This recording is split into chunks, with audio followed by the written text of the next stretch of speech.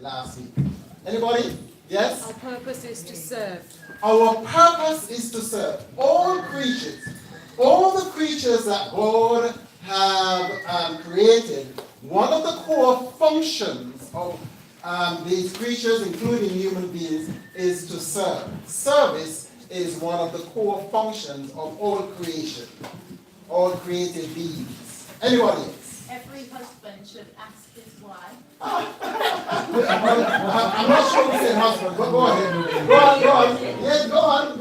Every husband on a daily basis should ask his wife, honey, what can I do to make your day better? Oh my.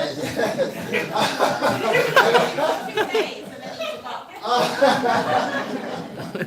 All right. But let's clarify. Oh yes. I think what we heard was that everyone, between husband and wife, should ask, what can I do to make you happy? Yeah. It wasn't specifically for husbands. All right. Thank you for the clarification. The word was spouse. Spouse, yes. Thank you for the clarification. That's fine. In fact, I was lying on my bed. I want to tell you this. Lying on my bed, and looking up in the roof, and I thought that, the Spirit spoke to me, and He said, we probably need to make an addition to that. Yes. When I went home, Yes. as I changed, I was asking myself that, do you even include children? Yes. They've got the right to ask the parents, Yes. what can we do to make It's a family. Yeah, I know that we use the term spouse, but it's a family. Children could ask their parents, parents could ask their children, and spouses could ask each other. Okay? What can I do today to make your day or night better? All right. Anything else? One more. sharing in the joy of service? Sharing in the joy of service. That we don't have the upper place and lower place. All of us should be treated the same. Equally. Because we're God covered. Very well.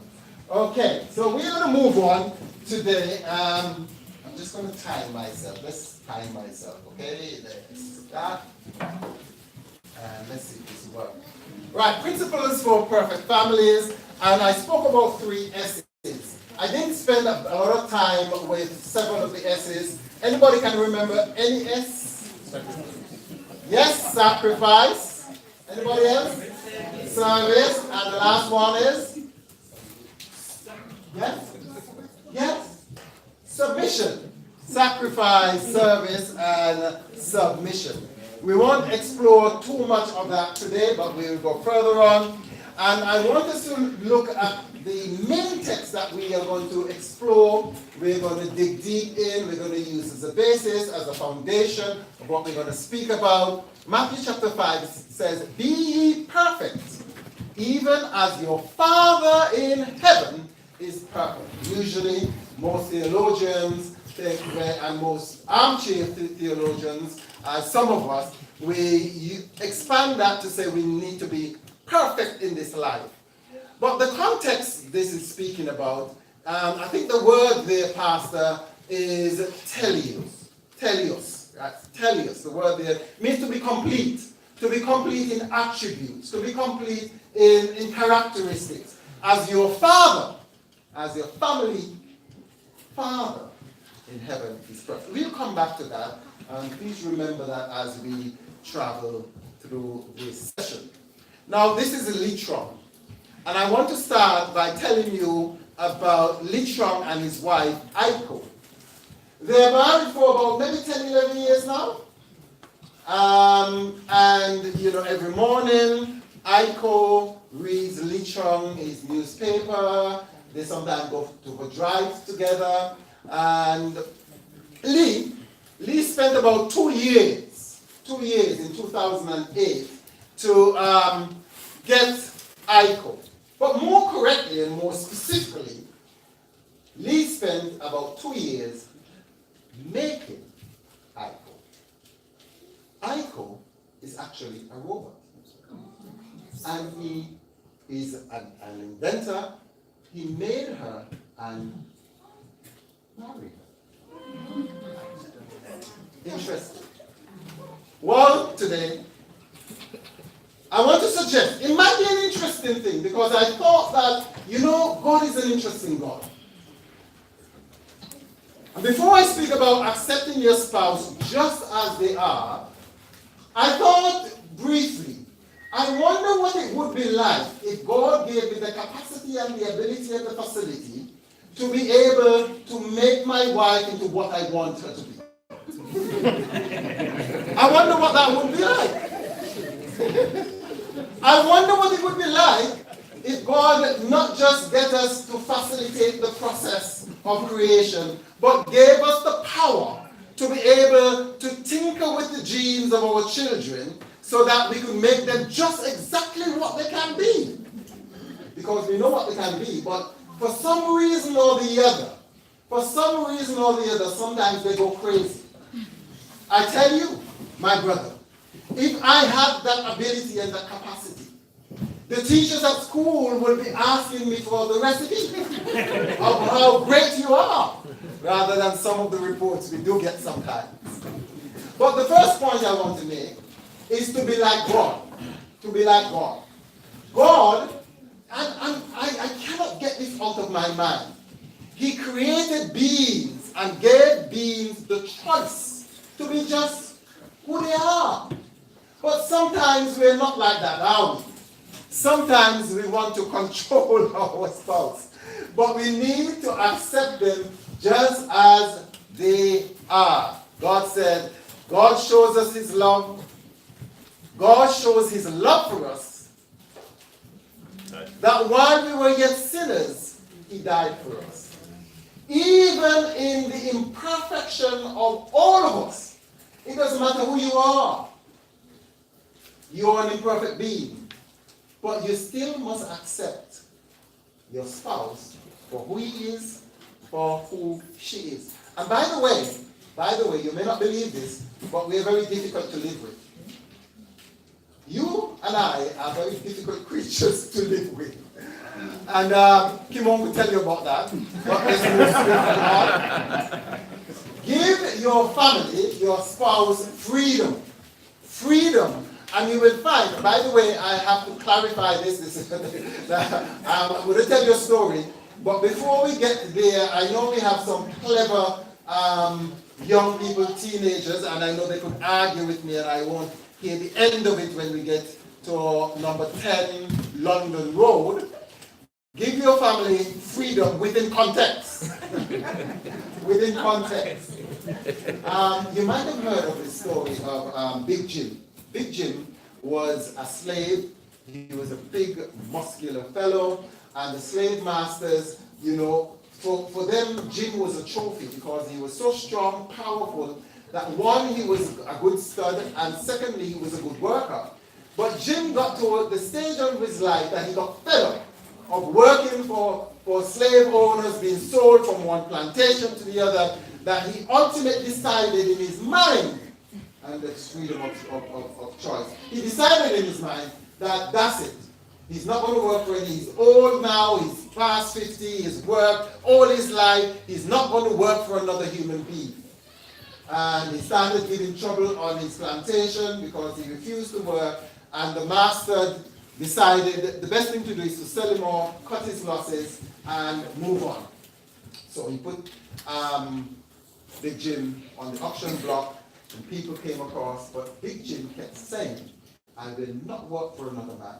I will not work for another man. I don't care what you do to me. Even if you kill me, I will not work. He kept muttering this over and over. And when the buyers came and heard that, they knew that, no, they don't. But there was one man from Louisiana, he came. And he saw Big Jim. And he actually paid for Big Jim. But Big Jim kept repeating that. And when he paid for him, and he went up to Big Jim, and Big Jim kept repeating that. And the man said, well, it's okay. He cut the rope that tied his hands and feet, and said, it's all right. You don't have to work for me anymore. You're free. You're free to do what you want.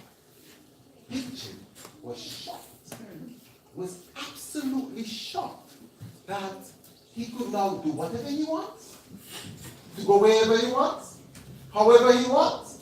He's free. Guess what Big Jim did? He didn't run. He went and worked for the man. He followed the man. Yes. Freedom. Freedom. So when we're free, you know, our spouses, and maybe in context our children, you will find that you have a much more willing person to deal with. Stop trying to control your spouse. You know, if I knew of a couple one long time ago that, you know, the wife normally says, "You're not my father! Don't tell me what to do." God has given us choice. We too must give each other choice. Make it even okay to disagree. You know, in the Bible, there's the story of the prodigal son.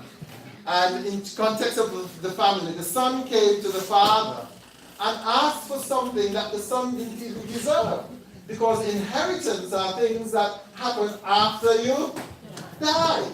But the father gave him and let him go, gave him some freedom, and he went. And obviously, you have heard the story that he ran into trouble. And then he went back to the father. And did the father accept him back? Well, I have to learn. Be ye therefore perfect, as your Father in heaven is perfect. You know what? If it's my house, he wouldn't have come back. But now I'm learning. I'm learning that. Second point I want to make is that your spouse is not an idiot, even if they behave that way. You have to be very careful. I don't know for you, but somehow or the other, I think women have gotten into their heads that men are stupid.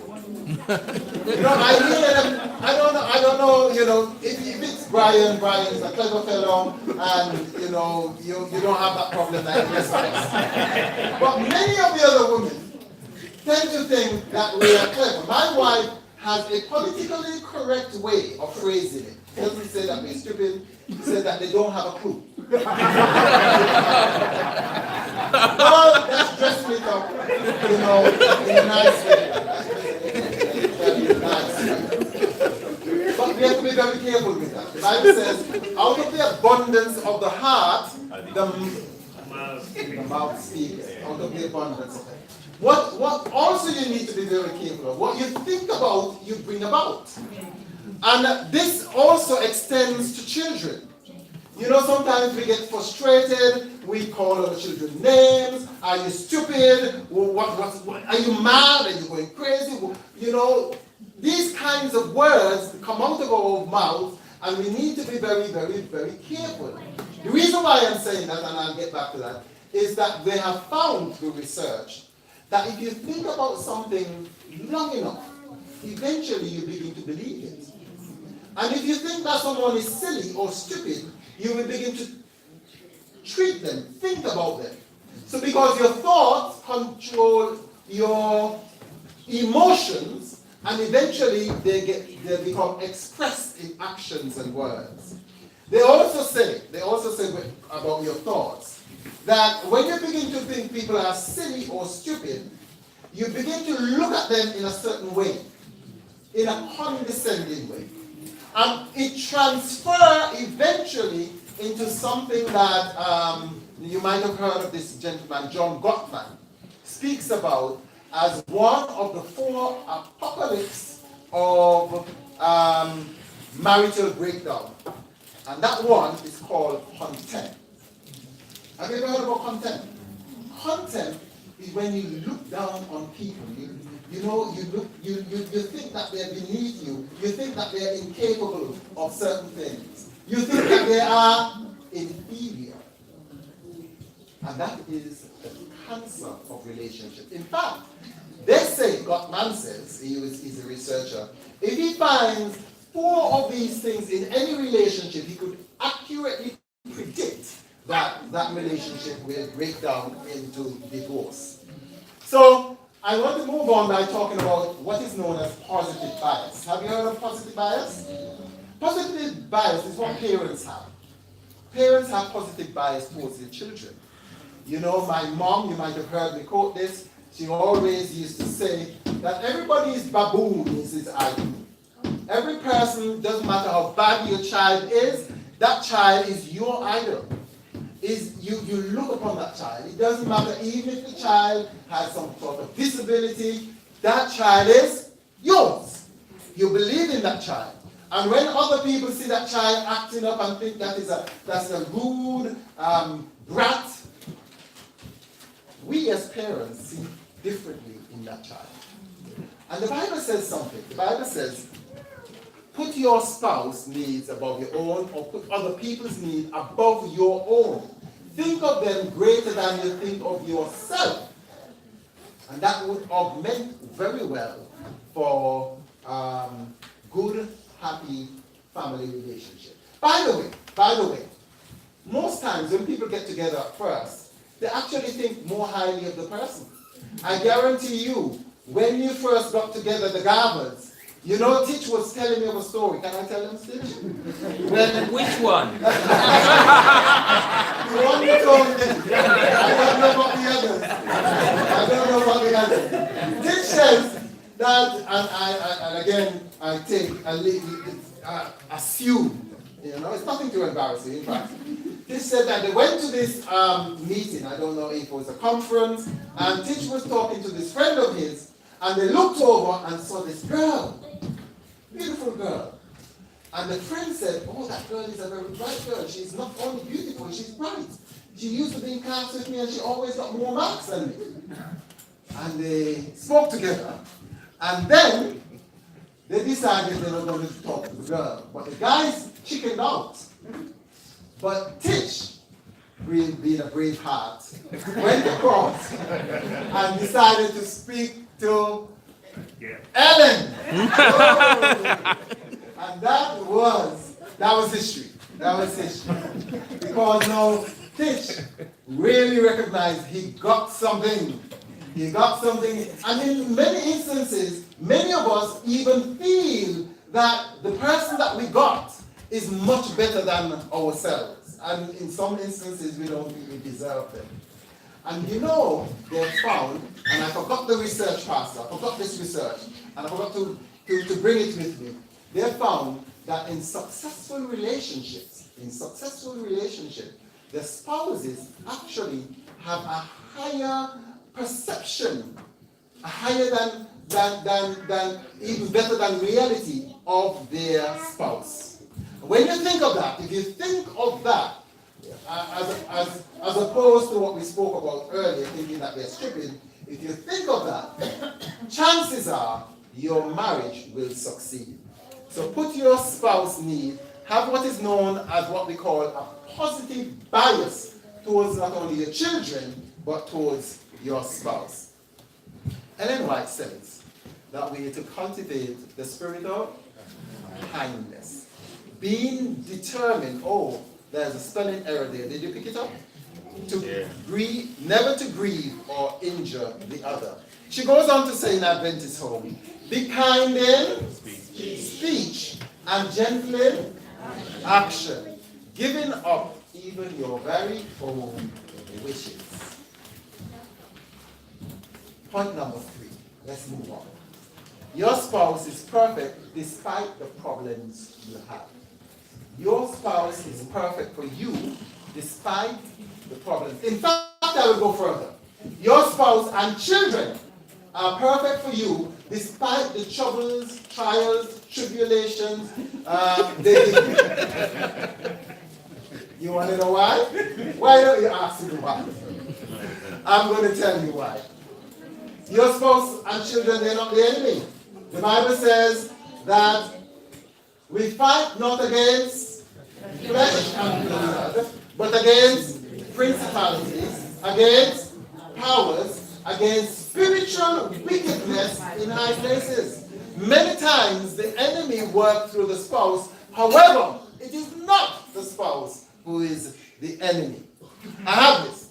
Your family, your wife, your husband, your children are actually secret agents sent by God to ferret out the imperfect parts of you so that he could make you perfect. Oh, hallelujah. We could preach a sermon on this. And I want to just tell you, yes, they will make your hair tumble out like mine. Yes, they may stress you. Yes, but guess what? God is working through them to make it better. You want to be loved? God will put someone in your life that will challenge your capacity and your ability to love. People get married because they think they're in love. But I tell you, if you're in a relationship and you think you love that person, get married to them. There is nothing like marriage that will test the depth, the breadth, the strength of love. Because you will find, you want to be a forgiving person? The Bible says that you must forgive how many times? 70 times. When you marry and get children, you are going to be able to forgive 700 times. I'm telling you. I don't know for you, but that occurs in my household. Patience. You want to be patient? Get children. Get children and a wife.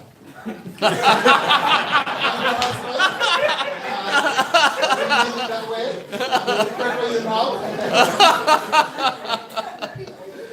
Oh, hallelujah! Count it all joy. Accept the problems as part of the mix.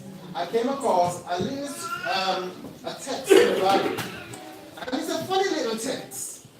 It's in Corinthians, 1 Corinthians. I want you to turn to it with me. Please, everybody. Turn to 1 Corinthians with me, please, chapter 7. 1 Corinthians chapter 7. And we're going to look at verse 28. I found that this is a rather curious text. Because, you know, I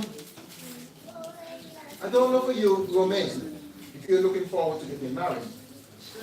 But when I was your age, I couldn't wait to get married. Don't know for you young guys, you have some kind of stamina that what the Holy Spirit has equipped you with. But I couldn't wait. I wanted to be married for more reason than one. But in chapter 7, verse 28, I think it is. Yeah? Yeah. Do you have it? Yeah. Can you read it for me, somebody? But if you marry, you do not sin. Yes. And if a virgin marries, she does not sin. Yet those who marry will experience distress in their life. Oh. And I will spare you that. Oh my days. Have you looked when I came across this text? I'm thinking, most of us marry for joy, to experience happiness, to experience the pleasures of marital, or everything that marriage brings with it. But Paul says that when you marry, you're going to experience distress. Don't get me wrong. I suggest you go out and get someone if you don't already have, and work towards getting married because it's good for you, especially men. Research has shown that marriage is good for men. It's the last point of making you a real man responsibility. It makes you into just put a woman and a child in a man's life, and it changes his life altogether. And if you're looking for money and you want to be rich, they found out that married men, toe for toe, eye for eye, are usually better off than their single counterparts. They get promoted faster in jobs. They're healthier and they live longer. You want to live long, get married. It's good for women too. Marriage is good for women too. They're not as mental. They are happier than this. That's what research has shown. Research has actually shown that. So thank God for your husband. Thank God for your husband. But accept the fact that you're going to have issues. Nothing in life. Last week I tried to show, I demystify a couple of things. That God intended that challenges, problems, issues, and all of that to be part and parcel of the growth process.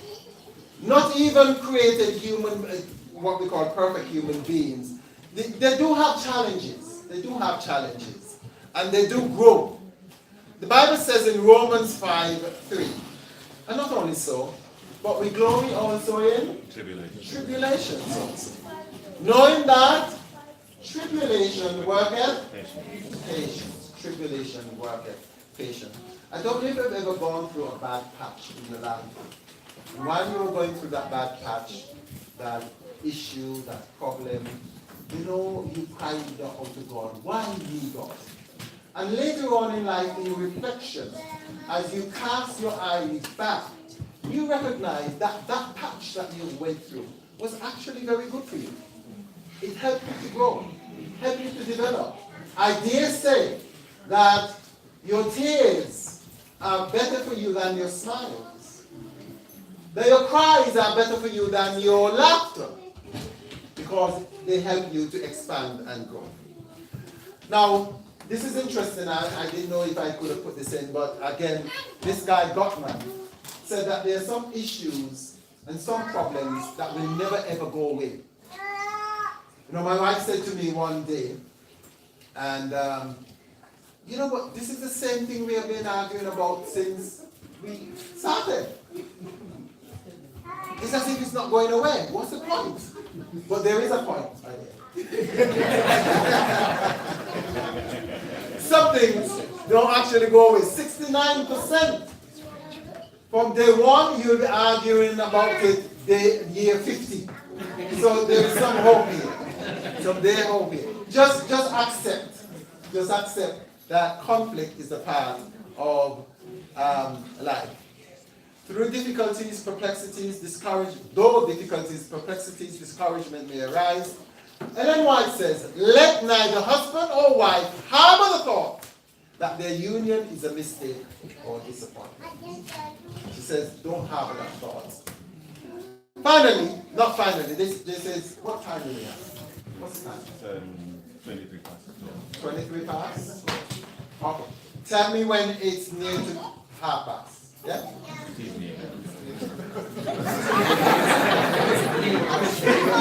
When it's nearer.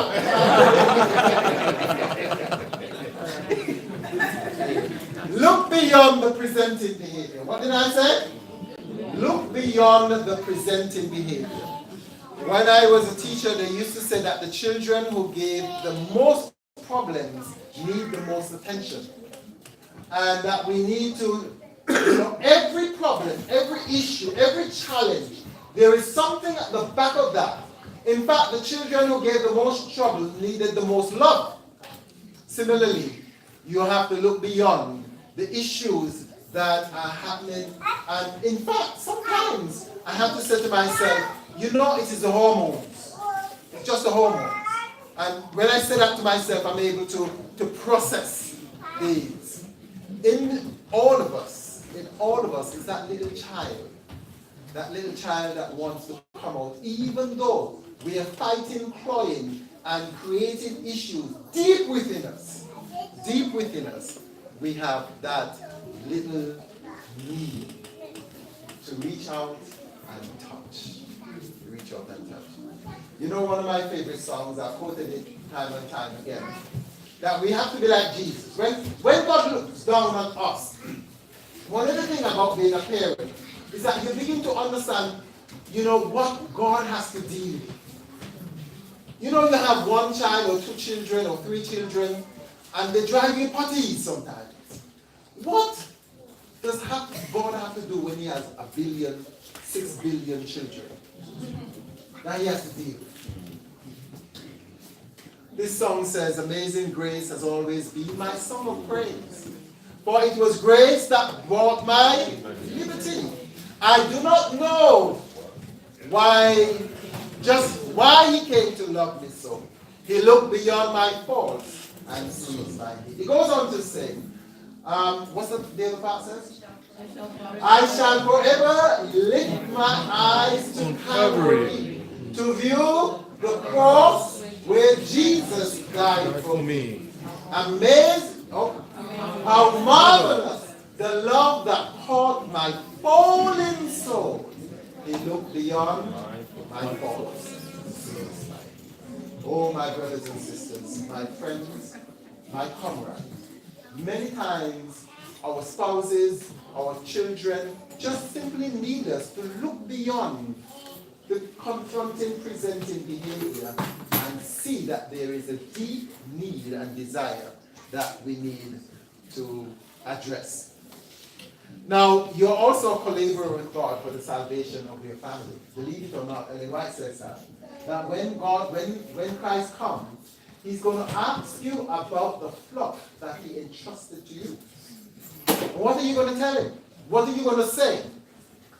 If you're not conscious and you're not mindful of the fact that you are a collaborator, you are an instrument. This is what, I don't know if I have the quote, but Karen Holford, you know who Karen Holford is? Karen Holford is the Trans-European? Yeah, Trans-European Division Family Life. Yes. I did an interview with her. By the way, I could make it available. And in the interview, the last part, I asked her to dispense any knowledge she wants to give. And she said something almost, very powerful. She said that spouses need to understand that they are the channel of God's blessing to their family. They are the channel of God's blessing into the family. And they need to remember that as they interact and intersperse with each other. I want to say this, but I want to, marriage is also a school. You know when you go to school? And then White says, those who marry, enter into a from which they will never in this life to be graduated. Challenge, yeah. Daniel, you're in a school. Yes. And your wife is your teacher.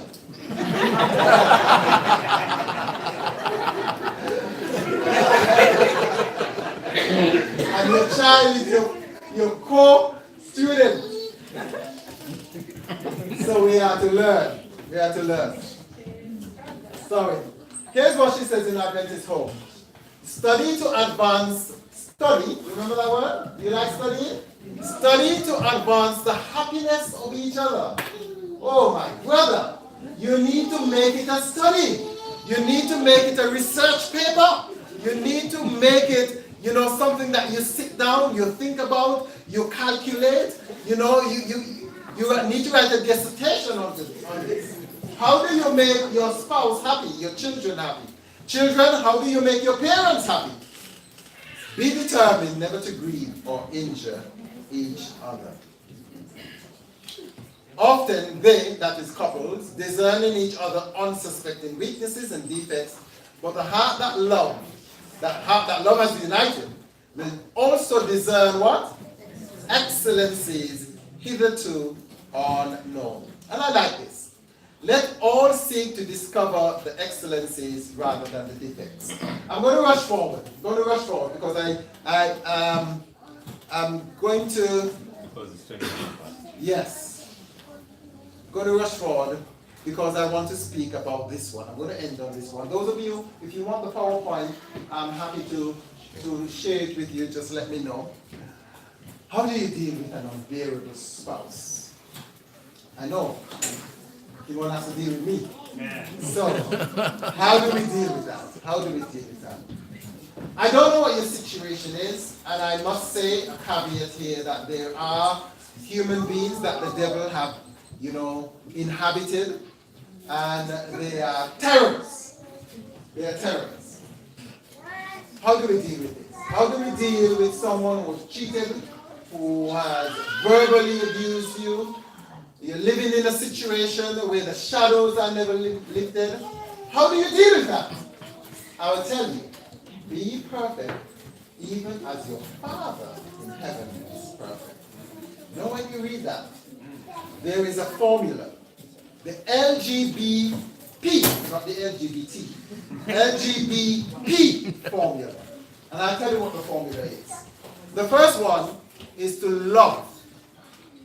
G, do good to them that hate or hurt you. B, bless those who curse you. P, pray for them who despitefully use you and abuse you. And finally, I'm going to tell you the most powerful tool that we have as our arsenal when it comes to family dysfunction, and that is forgiveness. You know what forgiveness is. I'm going to end, you may have heard the story before, but I'm going to end with the story one more time. And it is the story about a lady from Africa, a lady in Sierra Leone. Sierra Leone went through a series of civil conflicts. They had civil war for a good number of years, from about 1992 up until about 2001, ravaged the whole place. And this lady, she was living in a village, and they heard that the rebels were coming.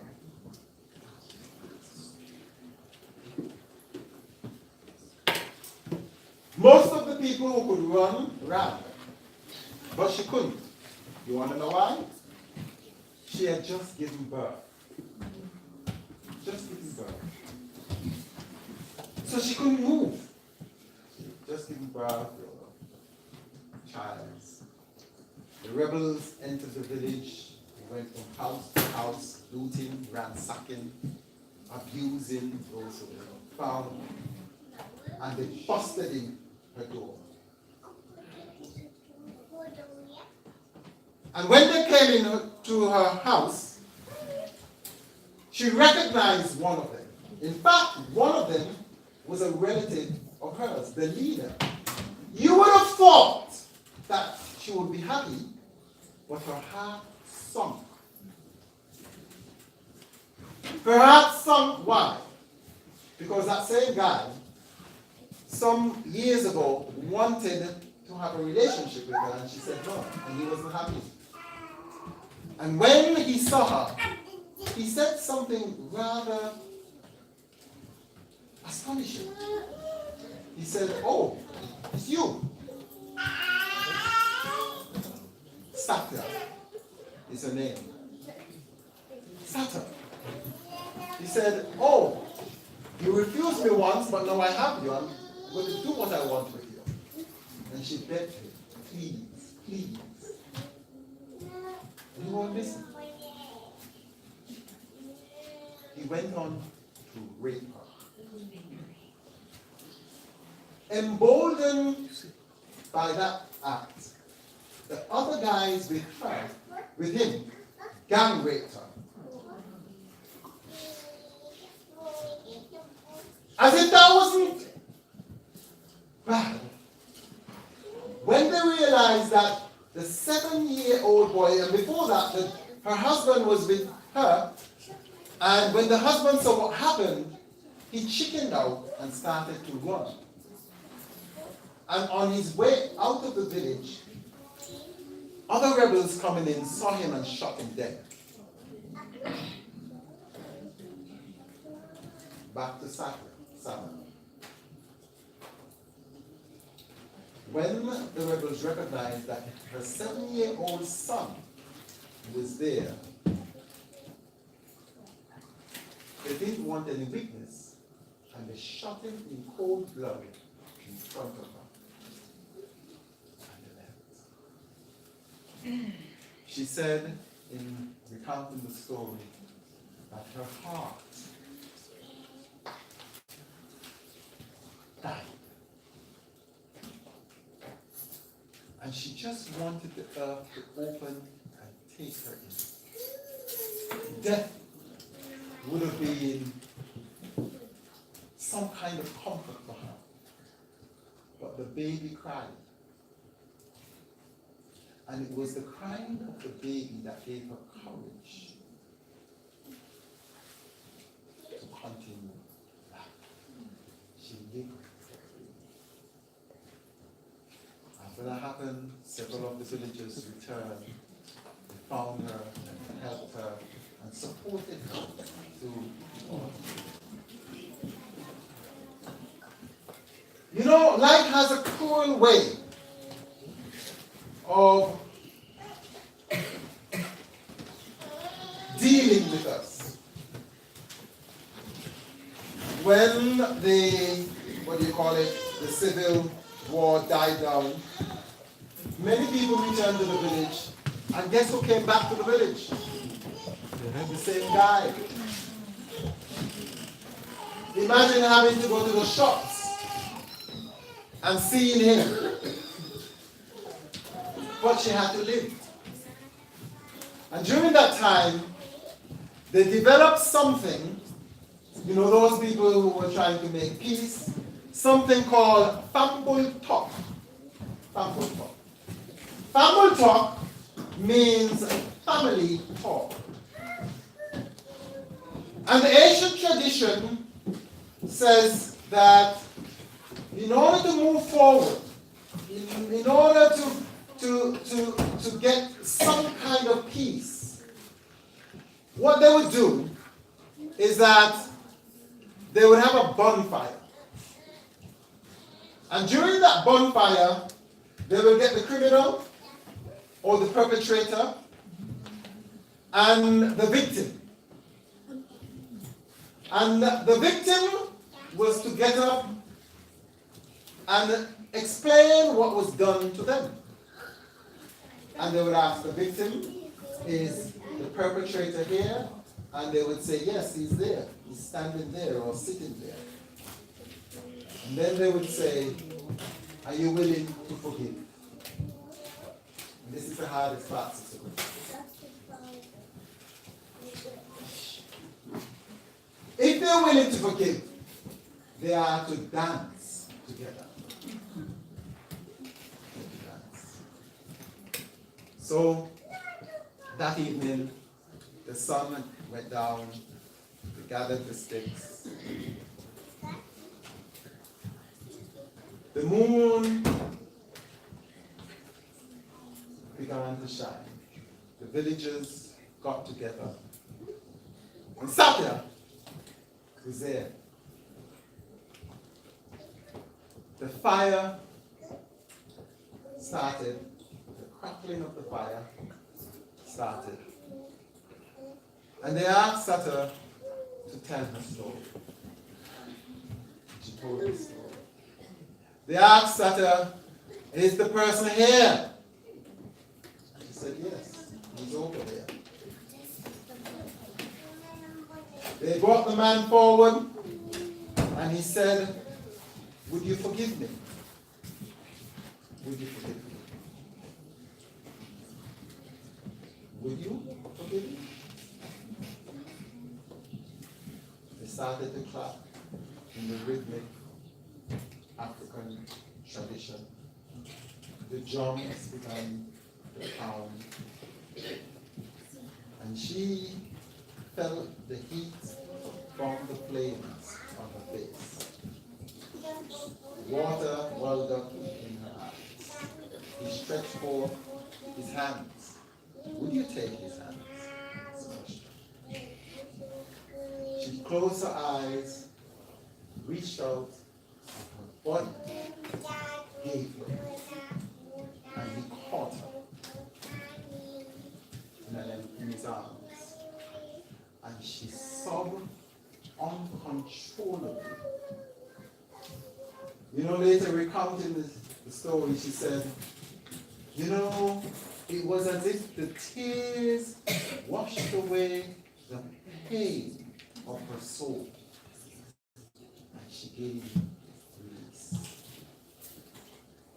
She felt now she could move on. I don't know what has transpired in your family.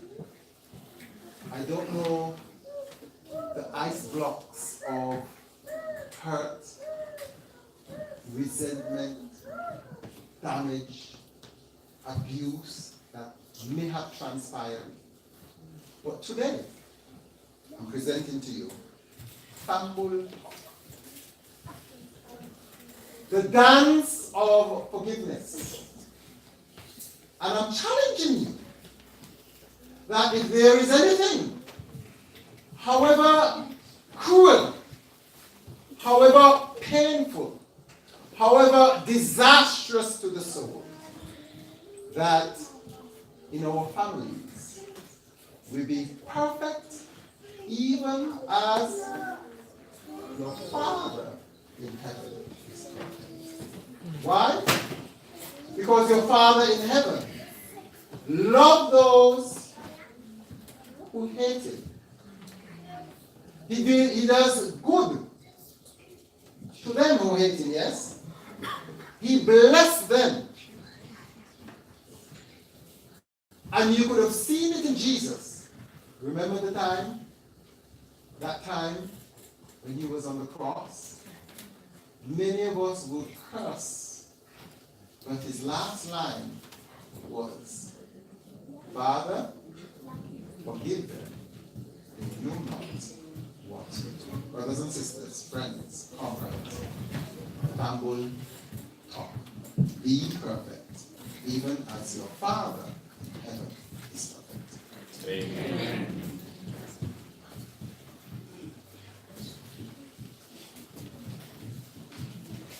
We are going to close this sermon with hymn number 311. 311. Can you say that, please?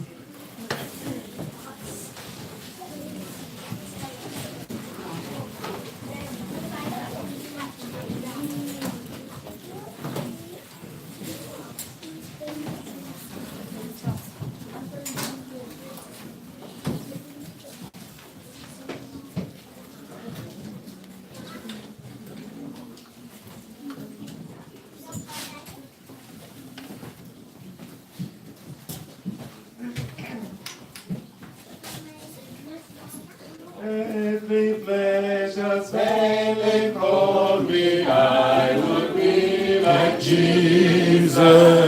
Nothing worldly shall enfold me, I would be like Jesus.